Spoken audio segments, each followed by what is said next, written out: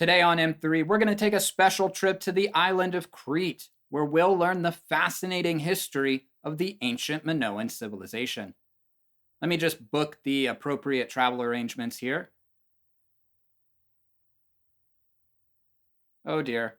I only budgeted $10 for this episode, and I may have spent most of that already on snacks. Cherry Pop Tarts are the best flavor. Not to worry, not to worry. I have a better idea. Operator, connect me to Laura Perry.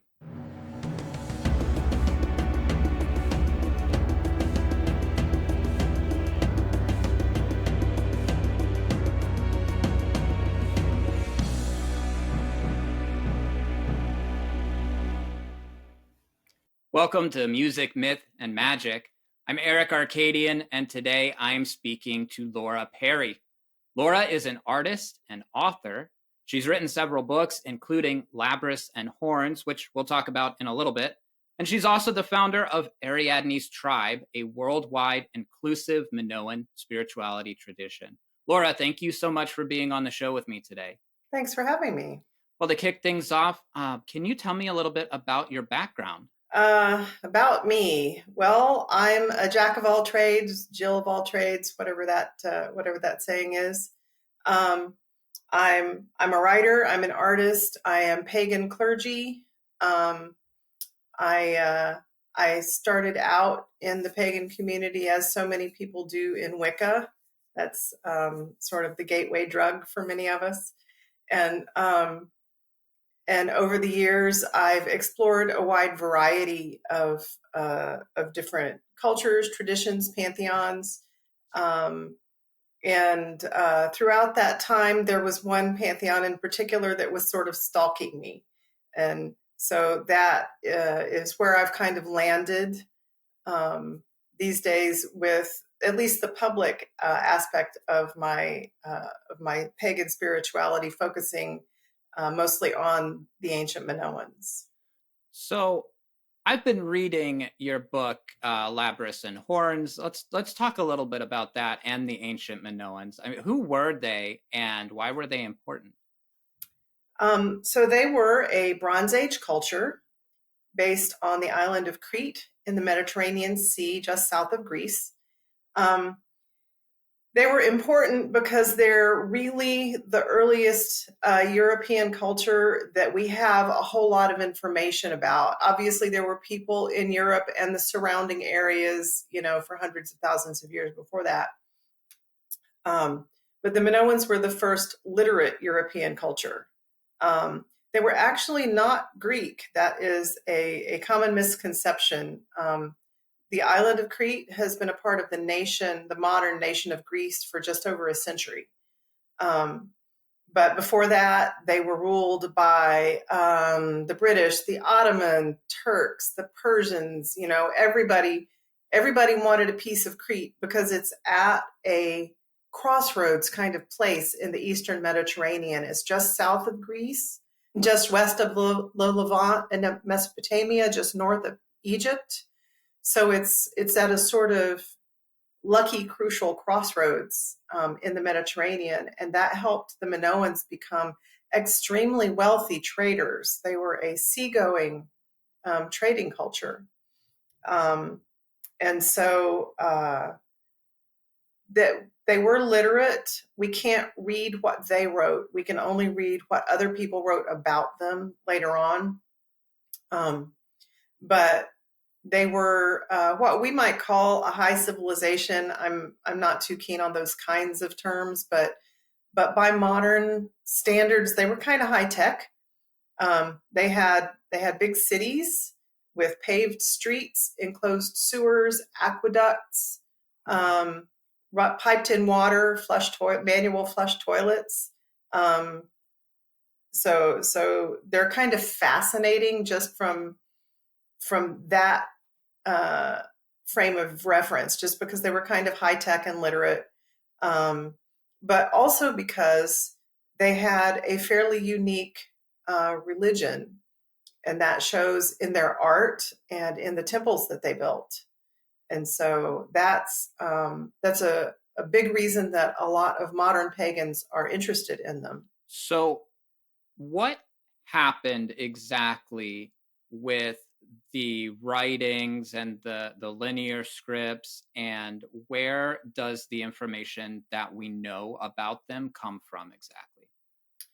Okay, so the Minoans themselves wrote their own language in a script that is called Linear A, which is an incredibly unimaginative way of describing it, but it's fairly simple linear symbols, and so that's why it ended up being named that. We don't have enough text to be able to translate it. There is a hard mathematical limit to the minimum amount of text you have to decipher an unknown language. And people have been trying for a century now to match a linear A to any known language, and it does not match any known language. So we're stuck. Toward the end, I'm going to have to go all history teacher on you for just a minute here, so Please bear do. with me. Okay. So the Minoans, the height of their culture was during the Bronze Age. So that's like 3000 to 1500 BCE.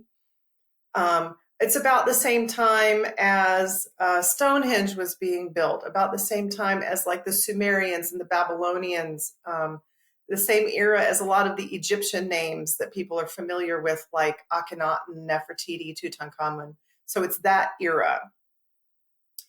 And in about 1600 BCE, the island of Thera in the eastern Mediterranean, which has an enormous volcanic caldera underneath it, exploded and literally blew itself out of the water, blew a hole in the middle of the island, generated a tsunami that wrecked most of the coastlines in the eastern Mediterranean and a huge ash cloud that ruined crops for a couple years.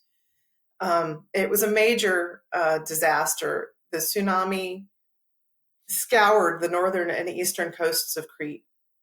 That is not the end of Minoan civilization. Once upon a time, people thought it was, but it turns out they rebuilt and they continued on for another century or two afterwards. However, because they were so weakened and in such dire straits, it was the opportunity for other people to come in and kind of take advantage. And during that era, the Mycenaeans, who were an Indo-European in mainland Greece, came down to Crete and took over at Knossos. And I guess I should back up a little bit here. The Minoans were not Indo-European. Their ancestors came down from Anatolia, what we call Turkey in the modern day. They migrated from there during the Neolithic, like 10,000, 9,000 BCE, back in the era of like Göbekli Tepe, that time period. In one of a number of migrations out of Anatolia and into Europe, their ancestors came down and settled on Crete. So they were not Indo-European. They were part of what's called Old Europe or Paleo-Europe. And so they were not actually directly related to the Mycenaeans, who were an Indo-European people who came in around maybe 4,000, 3,000 BCE and settled in mainland Greece.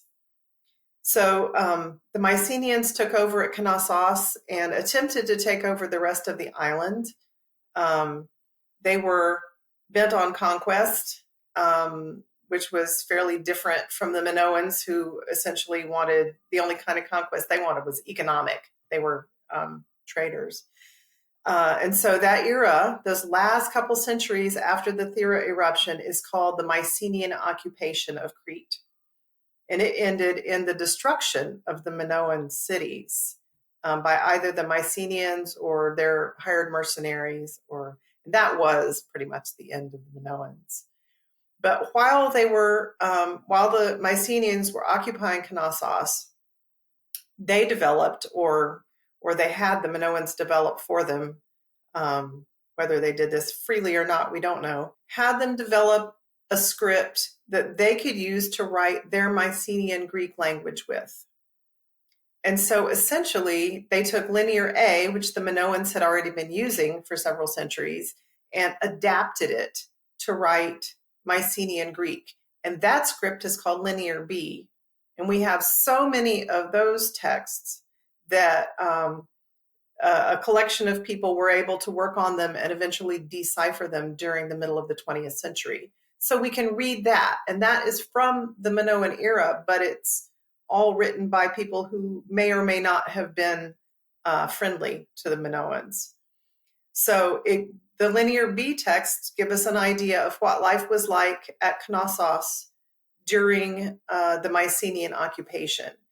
And so we have, from that, we have names of deities, Minoan deities,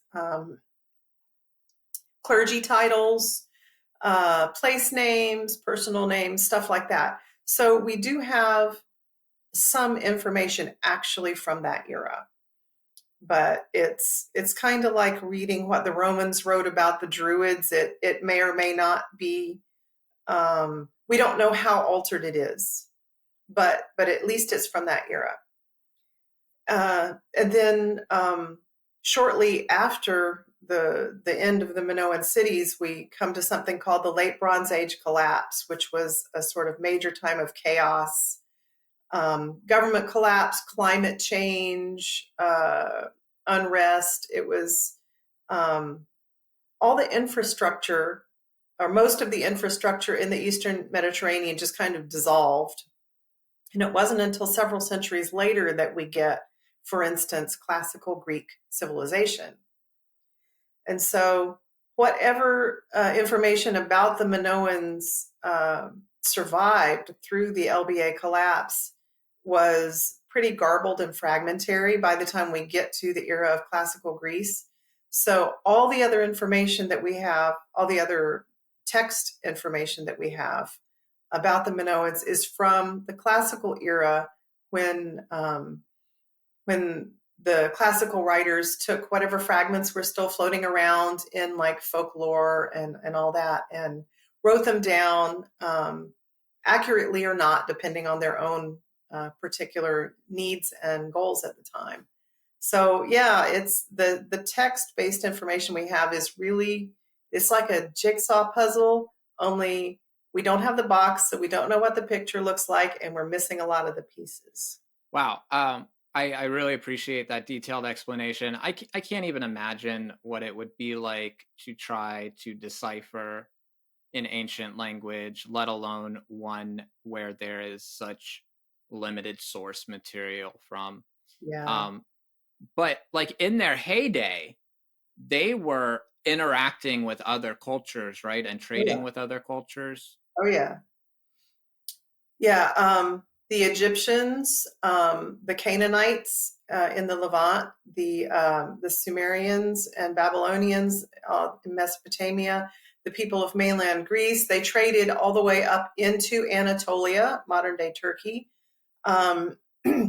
They traded overland and possibly, so they sailed all around the Mediterranean. They traded overland and possibly also sailed elsewhere. We have Baltic amber that has been found at Minoan sites. There are images in Minoan art of peacock feathers, which would have had to be imported from India, the Indus Valley civilization, modern Pakistan, that area. So they traded over vast areas. They made bronze. That's one of the things that they were most famous for at the time was they made bronze blades and figurines.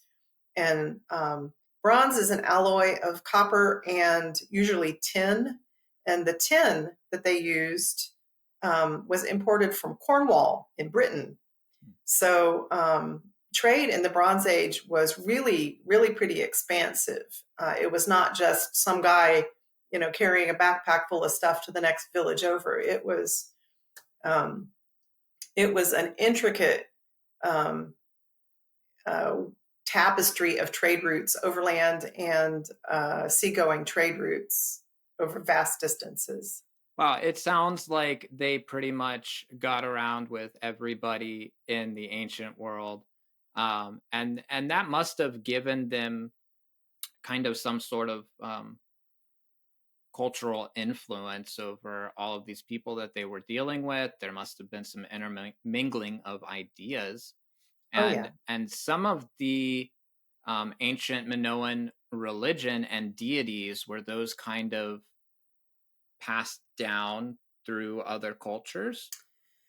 Yeah, the Mycenaeans in particular borrowed a fairly large number of deities and symbols and bits of iconography from Minoan religion, which is how we end up with bunches of Minoan deities in the Hellenic pantheon, um, from Dionysus to Rhea to Aletheia, a great number of them. Um, so when you read Greek myths and the island of Crete is mentioned, that probably means that that was originally a Minoan deity. It's very common. It has been very common over the history of humanity for cultures to borrow deities and other aspects of religious practice from each other. It's very common. Very cool. And what would be some of the ancient symbols that were associated with their culture at the time? So the ones that most people are most familiar with are the labrys and the sacred horns and the labyrinth. And those, interestingly, the labyrinth itself does not appear, the labyrinth as we know it, as a unicursal maze symbol, does not appear in Minoan art. There are meander type maze like symbols, but nothing that is exactly a labyrinth. But there are labryses everywhere. They are often misidentified as a double axe, but they were never actually used as weapons. The Minoans did actually make axes, even double axes. They look just like modern ones, only they're made out of bronze. And microscopic testing on the wear patterns on them shows that they were used to chop wood, as you might expect an axe is used for. But yeah, the labryses were made out of thin metal. The gold and silver ones were made out of metal foil that's thin enough that you could just crush it with your hand. And so the labrys is it's a symbolic ritual object, and it traces back to Neolithic Anatolia, where the Minoans' ancestors came from. So it's older than just Minoan civilization. And so the way we interpret it, it's a multivalent symbol. It has different layers, and this is the case with most symbols. Very few symbols that humans use for any reason have just a single discrete meaning. So the labrys, first of all, is a female genital symbol. It's a vulva. And it can also be viewed as a butterfly with wings. And both of these are symbols connected with the idea of birth and rebirth. The butterfly, worldwide, around the world, across time, is a recurrent symbol of the human soul. It is very common for people who have recently lost a loved one to feel that butterflies are that person's spirit visiting them, and that is a cross-cultural thing. So we associate the labrys with the goddess Ariadne. She is a walker between the worlds. Most of the Minoan culture was really colorful. They had all these beautiful frescoes. This is one way in which they were very similar to Egypt. They were a colorful, lively culture whose religion focused primarily on death.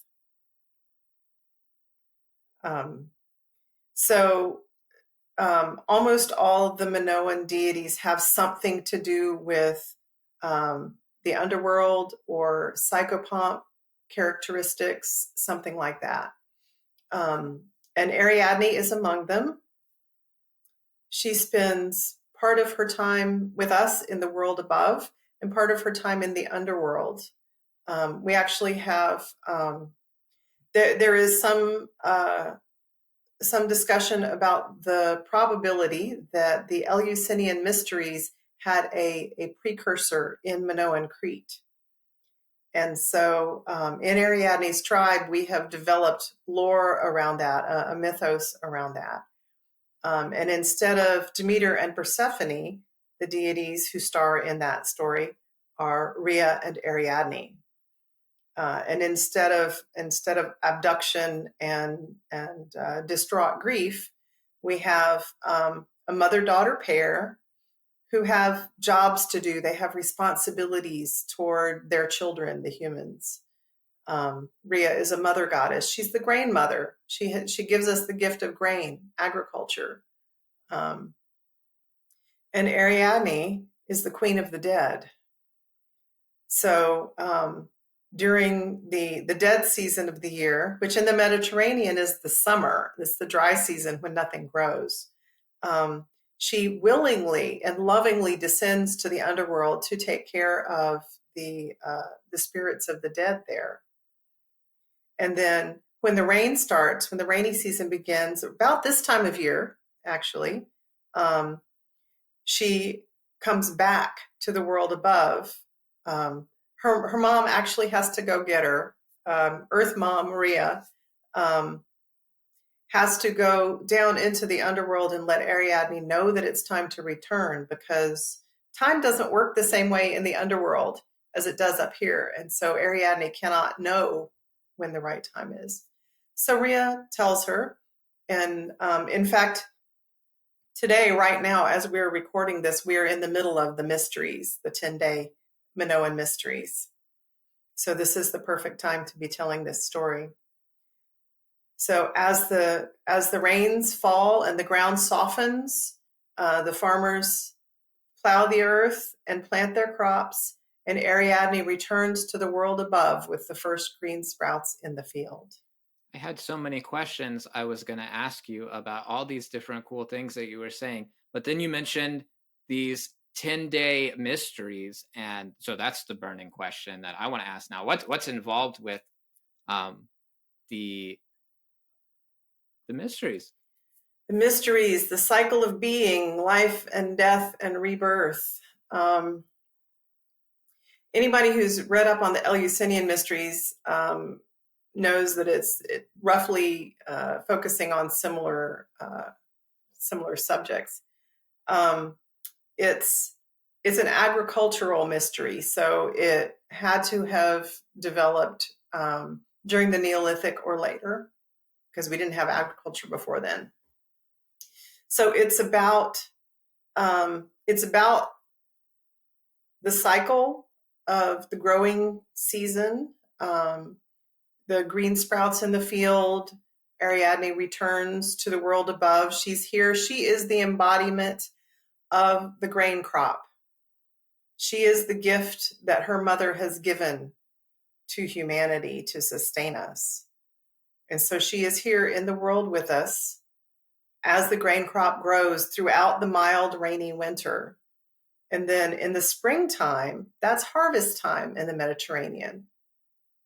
And in the springtime, the people cut down the grain, and that is Ariadne's symbolic death. And she returns to the underworld at that time. And this whole process reminds us that you have to have people on both sides of the soil line. You don't get the growth unless you have the ancestors and the spirits of the dead who are being cared for in the underworld, because they are our real wealth, and they are where our abundance comes from. The grain is a gift from the grain mother, but it's also the abundant crop every year is also a gift from the beloved dead.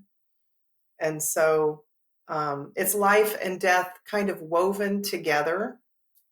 And because it is, and I'm not giving away any secrets here, the idea behind a religious mystery is that you can explain it in words all you want, but the actual mystery is what you experience yourself during the religious experience. So I can tell you about this all day long, but until you actually, do the ritual and live through it, it's a different level entirely. But it's essentially symbolic of the concept of life, death, and rebirth, reincarnation, or rebirth into an afterlife, however you want to view that. But it's a reminder that nothing is linear, that it's all cyclical, and that includes us. We are part of the cycle. We do not. It's not a straight line. It's not we're born and we die and that's it. So that's the concept behind the mysteries. Well, I couldn't agree more with your definition of what a mystery is, but it's still interesting to hear about. And it sounds very reminiscent of some stuff that we do and teach in lots of modern pagan religions today, and especially in Wicca. So you have mentioned that their culture was very death oriented. You've mentioned reincarnation. So what do we know about how they viewed death? They believed in reincarnation and stuff like that. Um, it looks like they did. We don't have text, so we don't have any hard evidence. What we do have is vast quantities of archaeological evidence. We have several dozen Minoan sites, temples, sacred houses, with loads and loads of artifacts and ritual areas, cave shrines, peak sanctuaries, temples in the cities. We can look at those and get a pretty good idea of, and altars and shrines in private homes too.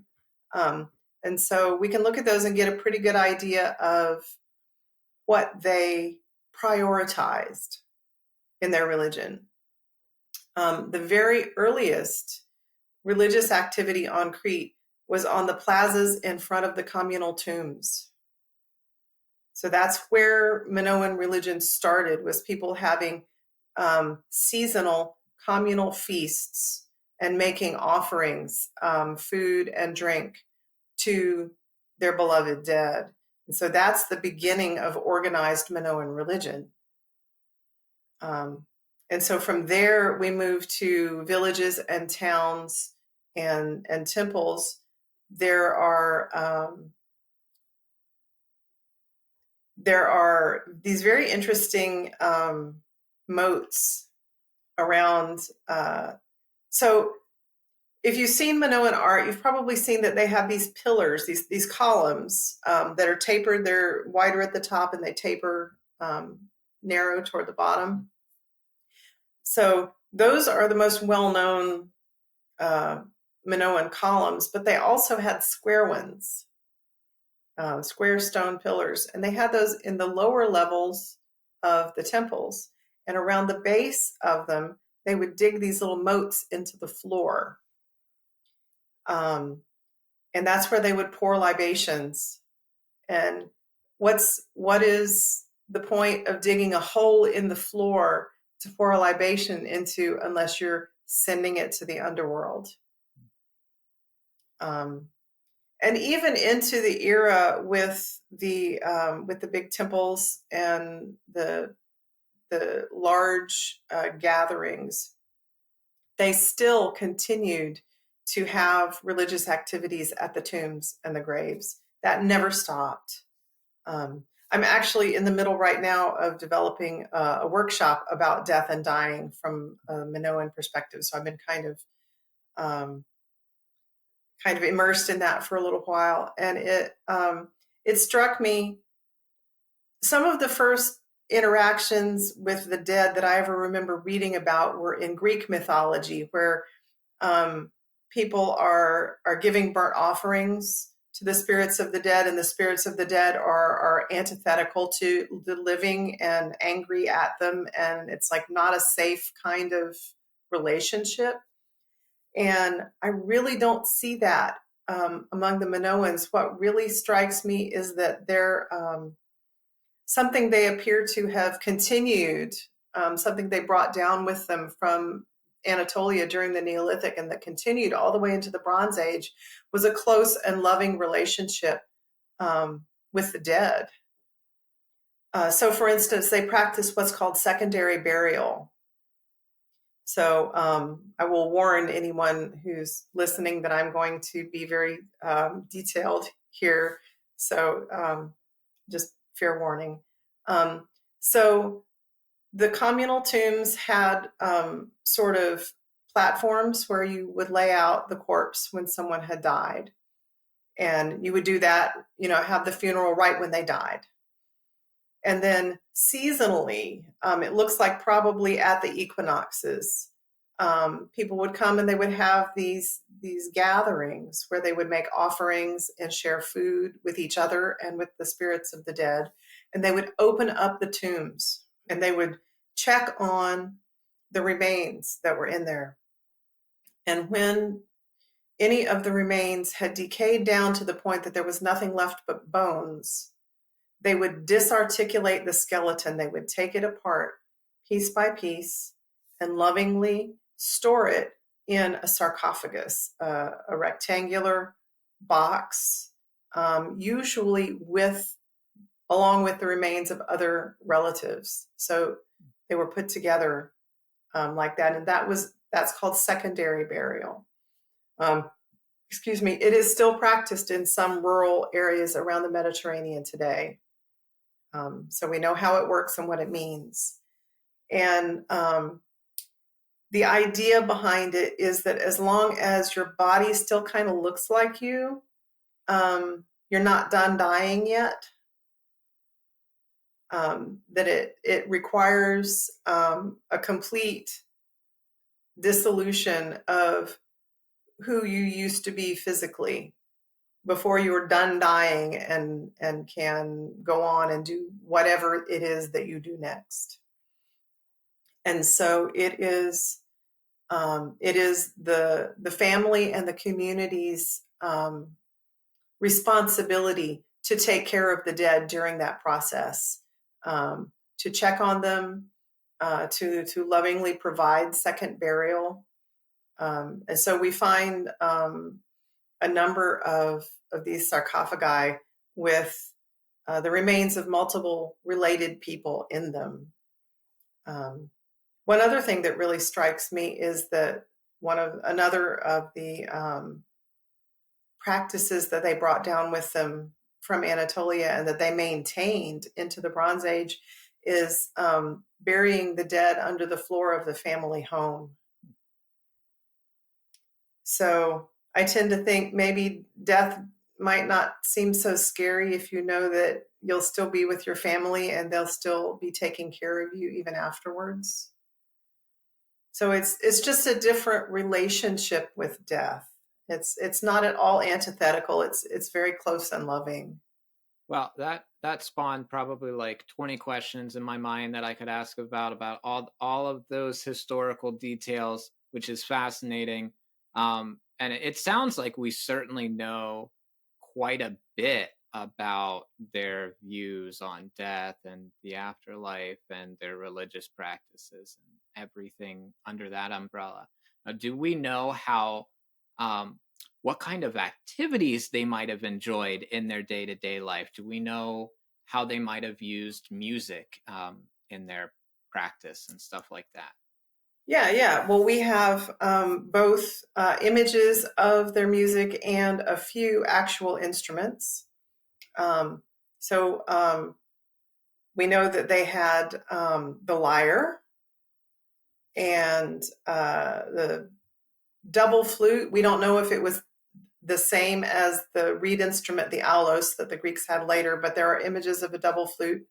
They had sistrums, which obviously were borrowed from Egypt. In Ariadne's tribe, one of our members of the board is a dance ethnologist, and she has helped us understand a lot of the art that doesn't necessarily look to the untrained eye like it has anything to do with music. And so there are images of specific kinds of dances being done, and also images that might look just like somebody in a ritual pose, but that's actually a common pose used for certain kinds of singing. And so they would have given the dance ethnology research. They would have had stomping dances. They would have had singing. The current best educated guess is that it would have been polyphonic, which I find delightful. I love polyphonic music. One of the more interesting aspects of their music is that we have yet to find any clearly identifiable images of drums. Where it's a sure bet they had them. We just don't know what we're looking for. That's the tricky part. It's kind of like looking at the art is kind of like deciphering text, because we don't have the cultural context behind it. So I'll give you an example that's not music, but there were these. The Minoans used stone seals. They're little, like, the size of the end of your thumb, carved stone with tiny, beautiful carved images on them. They used them as identifiers to press into clay, to say essentially, this is me. And a number of them have what was labeled for years and years pom-pom fringe on it. It looks like rows of pom-poms like you would find like on the edge of a piece of fabric or something. And finally, someone who is familiar with fiber arts and textiles looked at one of those pictures and said, those are the weights on the bottom of a warp-weighted loom. The Minoans had warp-weighted looms. We have lots of loom weights. And so suddenly we know that what we're looking at is not pom-pom fringe, but an image of weaving. And so that's a decipherment in a manner of speaking. And so we have yet to decipher images of drums. It is possible that they were square and not round. There are still square drums, wooden animal skin head drums used around the Eastern Mediterranean. So it's that's that one's a mystery. But they probably had stomping dances. And I'll get into this. I'm veering into, with my next comments, I'm veering into shared gnosis. This is not hard archaeological evidence. But one of the interesting aspects of Ariadne's tribe is that a lot of the people who show up in our discussion group were brought there by past life memories of Minoan Crete. And so we have a lot of shared gnosis around certain aspects of religious and cultural practices. And one of them is stomping dances on wooden surfaces that reverberate, like the lid of a water cistern or a wooden stage. And so that's also a percussion instrument in a manner of speaking. Very interesting. What would a stomping dance be used for? You would have to ask Arlecchino for more details about that. I'm not the dance ethnology expert, but there are specific rhythms that are used for specific deities and purposes, and this is a commonality around the globe. The specific rhythms, which rhythm goes with each purpose, might vary from one culture to another, but there's like a vocabulary of them. So there might be, for instance, a rhythm that's used to call on the Earth Mother or Grandmother Ocean. There might be a rhythm that's used for healing. There might be one that's used for underworld journeys. And so the stomping is more of a sort of cultural I hesitate to use the word fashion because that sounds so flip, but the stomping would be more just like their style and the fact that it would generate the percussion. And so the specific rhythms would have their own purposes. Okay, that's really cool. And I agree. I mean, different rhythms and accentuating different beats is going to cause like us to urge to move our bodies in different Right. ways, whether it's like a marching beat of a drum to get you to keep your pace in time, or like a dance beat that kind of makes you want to move and sway. And that's really cool. It makes me think almost of like a shamanistic drum that they're using, might be Yeah. using this in some sort of religious context. And you touched a little bit on something that I want to ask about. You mentioned that a lot of the members of Ariadne's tribe have been brought together because they have kind of a past life memory of being Yeah. in Crete. And I was kind of wondering, we know so much about the ancient Minoans. How does that apply to modern day paganism? What's the value in the modern context of the craft?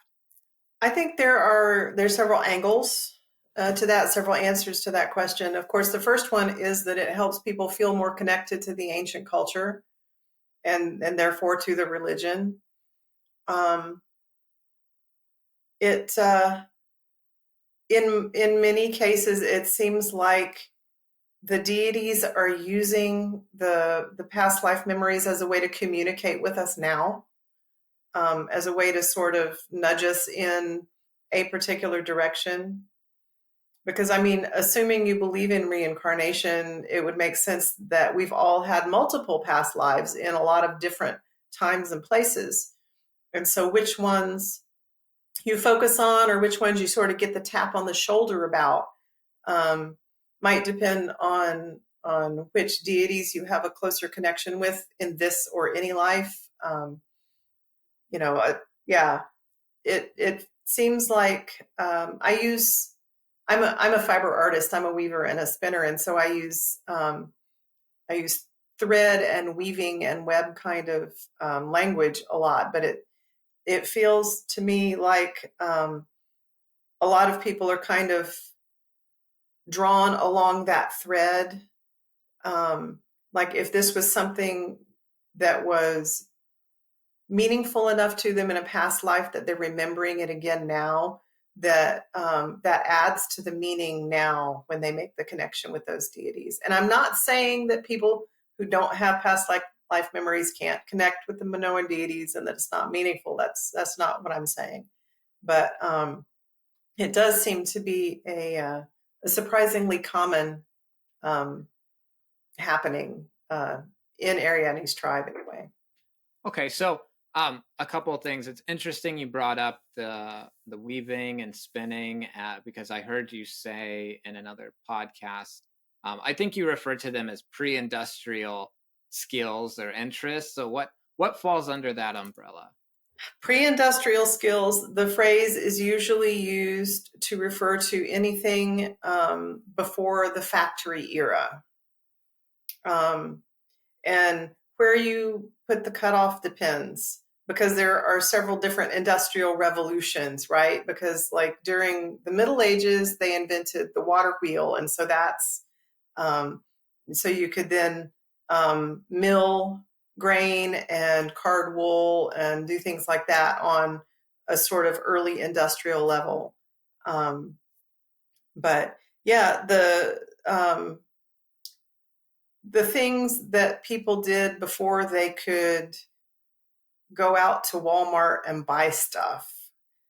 So you would shear your sheep, clean and card the wool, spin it into thread, weave that into fabric, sew your clothes. Um, you would grow your food and your medicine, your herbs, and you would harvest that by hand. You would bring it in and cook it on the hearth over a wood fire, over the coals. Um, all that kind of thing. Laundry, wash pot laundry remained pretty much the same from Roman times until 1895. So there are a lot of and a lot of people in poor rural areas in the world still cook on a hearth or a fire. So it's not like there's a sudden sharp cutoff for any of this. But yeah, the what else? Making baskets, pottery by hand instead of in a factory, that sort of thing. It's a lot of really great skills to have, I think. Fun things to get into and learn more about. Now, when you started having these past life memories, was that what kind of compelled you to find other people? Is that how you all found each other? Or, well, I guess, what was like the starting point for how Ariadne's tribe was formed? Well, I've been having past life memories of Crete since I was 13. Wow. So yeah, um, I have a leaky brain in that regard, past life memories of all kinds of things. Now the my real sort of path toward Minoan spirituality didn't start actively until I found the pagan community in the 1990s. Before that, I had been fascinated, with the Minoans for years, but there was no internet. The encyclopedia, if I was lucky, had like 2 paragraphs about them. There just was not a whole lot of information out there. And so, as much as I would have loved to have had an obsession about them at that era, it just wasn't possible. So in the 90s, I discovered the local pagan community. And while I was working on my second degree in a Wiccan coven, I was given an assignment. I had to write a bunch of seasonal rituals and rites of passage using the pantheon of my choosing. And so I was thinking, okay, well, I'm going to use like the Irish Celtic pantheon or the Egyptian or something, something sparkly, right? And the Minoans kept making themselves known. People would say things, or they would find a book or an article and hand it to me, and it got to be such a joke that this kept coming up, and it finally dawned on me, oh, maybe someone's trying to give me a message. So I'm not always, real quick about these things.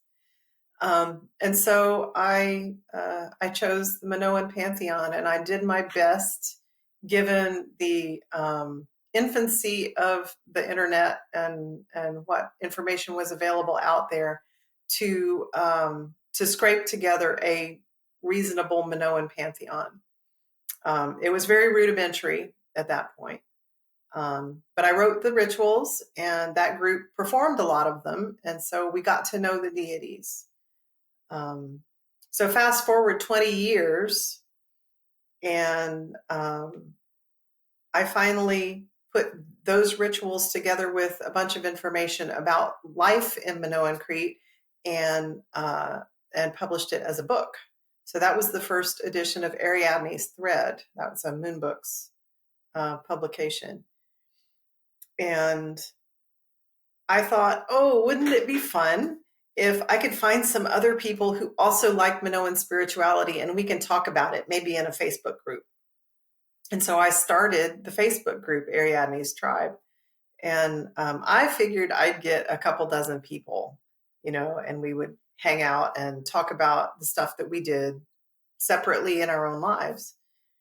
I had no idea that there were so many people out there who had an interest and just didn't know where to go with it. I honestly had no idea. I was not intending to start a tradition. I was just looking for other people to vibe with about this stuff. And so 10 years after that, we have 1,500 members and a board of directors, and a full-blown pantheon and a sacred calendar and the whole bit. So this was one of those where like the deities got up behind me and pushed, and I just kind of rolled down that path. That's amazing. How does somebody find out more information about the tradition, or how would they go about joining if that was an interest? Well, our website is ariadnestribe.com. You can find our discussion group on Facebook, Ariadne's Tribe. It'll show up in your search results. We do have formal membership for people who are interested, but you don't have to be a formal member. You can just like join the discussion group and hang out and find out what we're about and see if it's your flavor. We also have a Discord server for people who have decided it is their flavor and are pretty deeply into it and want to do heavier work. We do that over there. But yeah, it's ariadnestribe.com is your first port of call, and that should give you all the info. Okay, awesome. And I'll say this later because we'll go over links again later at the end. But anything that's mentioned in the interview, I'll pop in the video description below. So if anybody watching, you hear about something cool, all you got to do is open that description and click on the link.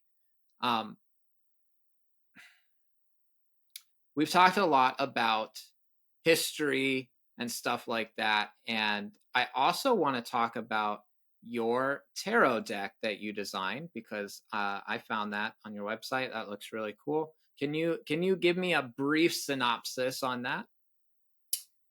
Yeah, I wanted a Minoan Tarot deck and there wasn't one out there, so I made one. The briefest. Yes. At the time, Ellen Lorenzi Prince's beautiful Minoan Tarot was not yet available. And so there was literally nothing out there. If I had known how enormous a project it was, how enormous a project it would be, I probably would have run away screaming. But in my naivete, I had no earthly idea. So I just sort of jumped in feet first. And yeah, I've done tarot for years. And when I started creating it, it took me a while to sort of get my bearings. I was inspired because I was looking at some pictures of Minoan frescoes and the way that Sir Arthur Evans had reconstructed the Prince of the Lilies fresco from Knossos. It just looked to me like a tarot card. It just looked like it ought to be a tarot card. So that was the immediate inspiration.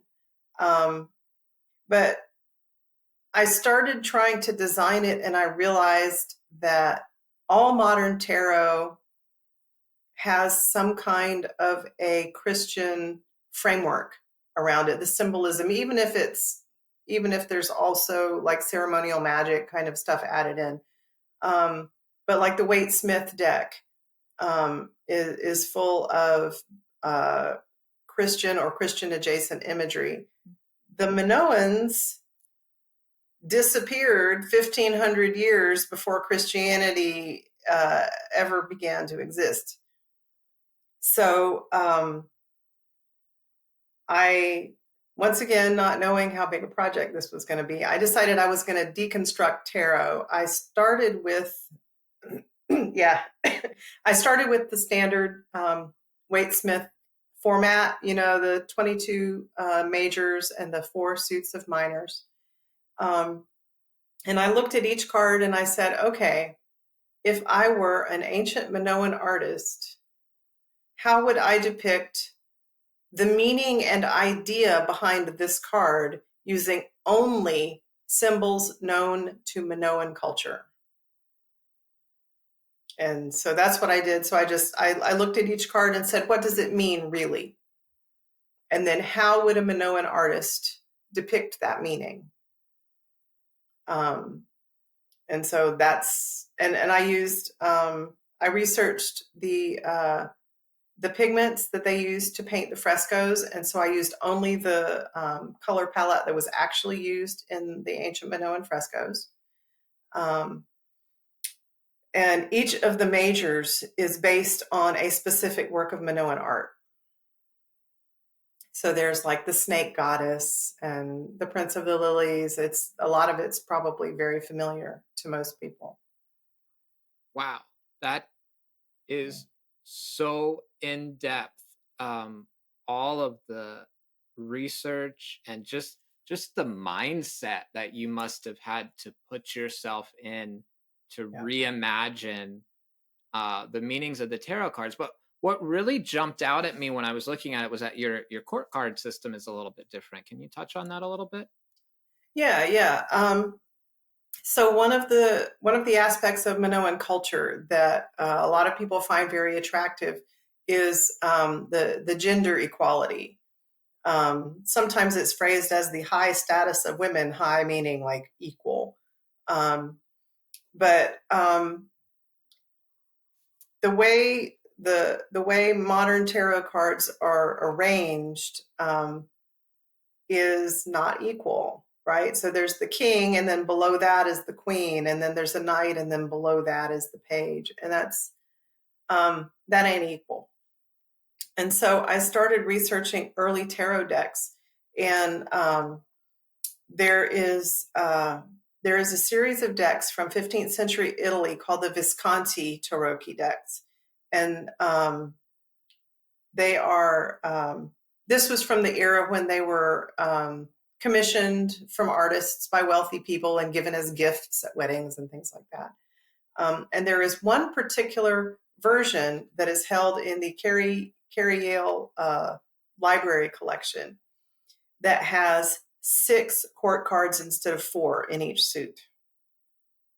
And so it's pairs.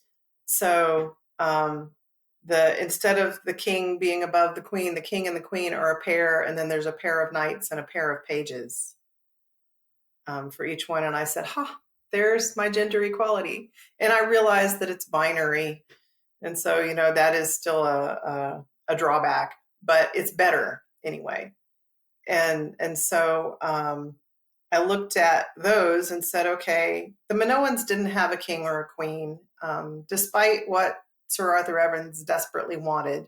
There is exactly zero evidence that the Minoans actually had a monarchy. What they did have was clergy who ran the temples, probably in councils, groups of people also involving lay people. So I did the pairs of the suit cards are priest and priestess, and then lord and lady, which would be like the wealthy merchants in town, and then youth and maid. And so while it's not, I couldn't figure out a way to include non-binariness. I am non-binary, and so I tried several different ways, and it just didn't work. So what I ended up doing, I did a lot of directed dreaming while I was creating this deck. It took 3 years to finish this project. And so one of the things that came out of those dreams was that in a lot of readings, people, if people turn over a court card, they want to interpret that as a person, right? You or a person in your life. And the way I designed this deck, if you really desperately want to read it that way, you can. But the way that the court cards are really designed is to be read as personality traits that can be found within a person of any gender. That's really cool. I really like the equality and the pairs. So your total deck winds up with some extra cards in that? Yeah, it's 86 cards instead of 78, but otherwise it matches your standard tarot setup from the Fool to the World and the four suits. Very cool. I will obviously post a link to that in the video description below as well. And before we get into the signature question here, Laura, I would like to ask you where people can find you online, where you might be in the upcoming future. I know you said that you were working on a death-related workshop. Is there any place that people can expect to see that coming up? Yeah, that I am aiming, provided that I'm accepted, I'm aiming to give that one at Mystic South next Okay. year. Mystic South is my favorite pagan conference. It's absolutely wonderful and delightful, and everybody should come hang out with us in Atlanta in July. Um, so yeah, I'm also aiming to do a labyrinth walk at that one. So we'll see if that one pans out. Um, but yeah, in general, you can find me online at lauraperryauthor.com. And that's got all my books, the tarot, social links, links to all the Ariadne's tribe stuff. That's the general hub where you can find it all. Okay. I will make sure to grab all those links and post them. If anybody is looking for more info on Laura, all you'll have to do is click. So, Laura, signature question time. How do you use sound or music in your personal magical practice? So I'm going to answer not just for me, but for all of Ariadne's tribe, because music is extremely important in our modern Minoan spiritual practice. The ritual format that we developed, which is based on Bronze Age religious practices, involves chants. There is a chant that we sing as we process into the temple area. There's a chant that we sing after we have given the offering, and there is a chant that we sing as we process out of the ritual area at the end. And these are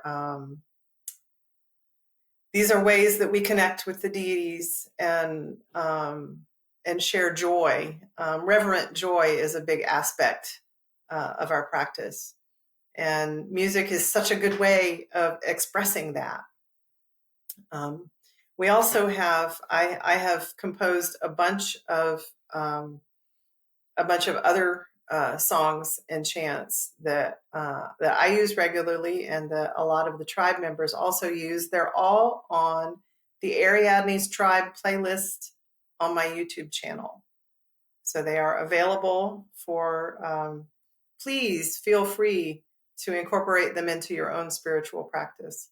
So there's a labyrinth walking chant that I use. There's one to honor the ancestors, and I've written 3 for each of the great mothers, the 3 mother goddesses who are at the head of our pantheon, who represent the sacred realms of land, sky, and sea.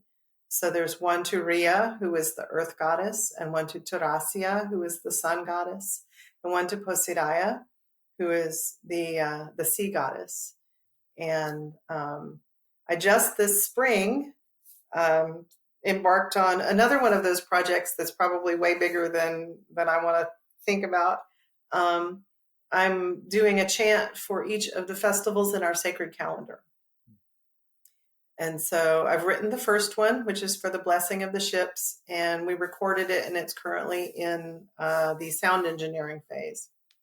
And so when that's done, I'll add that to the playlist as well.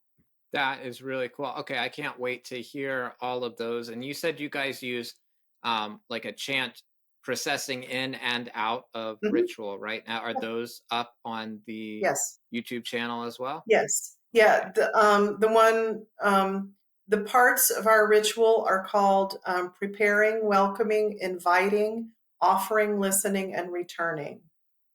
And so it's called the welcoming chant. That's the chant for processing in.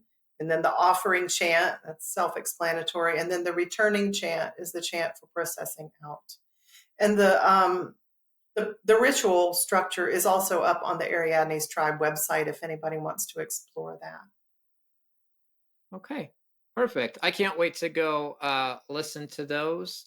And I know we've kind of run a little bit over our time, so I'll go ahead and we'll end our session here. But Laura, I just want to say thank you so much for taking the time and speaking with me today. I really had a great time. Thanks. It's been a pleasure. Bye. Wow, what a great interview. Another big M3 thank you to Laura Perry for taking the time to speak with me and for teaching me all about the ancient Minoans. Now, before I go, I want to show you some examples of her tarot deck, which again is based entirely on the Minoans. Here we have the suits of daggers, rhytons, labrises, and horns. Now, daggers correspond to the element of fire, rhytons to water, labrises to air, and horns to earth. Moving up through the deck, we've got the court cards divided into 3 pairs. Those pairs are priest and priestess, lord and lady, and youth and maid. And finally, working our way to the major arcana, you'll probably recognize some, but others have been reimagined. For instance, the devil becomes the Minotaur, the hanged man becomes sacrifice, and the magician becomes the high priest. Pretty cool, right? Well, if you haven't already grabbed a copy of this deck or one of Laura's books, go ahead and click the links in the video description below and check them out. And hey, while you're clicking around down there, please go ahead and click the like and subscribe button here on YouTube or from whatever platform you're currently watching from. That one small action actually makes a very big difference to me. You can also follow me on Facebook or Instagram at Eric Arcadian, or check out my website at ericarcadian.com, where I'll be posting a corresponding write-up to this interview. But if you really want to help me support, that doesn't make any sense. If you really want to help support me, that's better. If you really want to help support me making more videos in the future, you can check out my Patreon page, where you'll get access to exclusive content and downloads. That link will also be in the video description below. Remember, there's always a way to make music. Until next time.